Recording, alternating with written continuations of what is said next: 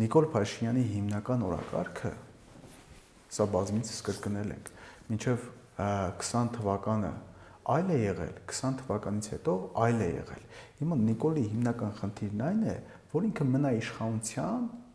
գոնե առնվազն 30 տարի հիմա պայմանական 50 տարեկան է, գոնե 30 տարի մնա իշխանության կամ հաղթահարի այնքան մնա իշխանության, որ իր մեջ հաղթահարի մահանալու վախը,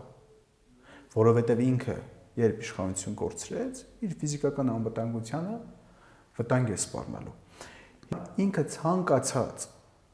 ցանկացած Ադրբեջանի առաջարկի կողմ է լինելու եւ աջակցելու է,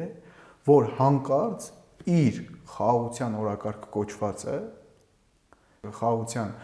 խաչմերուկ այդ պրոյեկտին կամ խաղաղության օրակարգին, ոնց կուզի թող հասկանալ, որևէ բան չսպառնա։ Իսկ ինչը կլինի սպառնալիքը, որևէ ռազմական գործողություն։ Իսկ ցանկացած ռազմական գործողություն ամբողջությամբ փլելու է իր ամբողջ օրակարգը եւ իր համար խնդիր է ստեղծելու։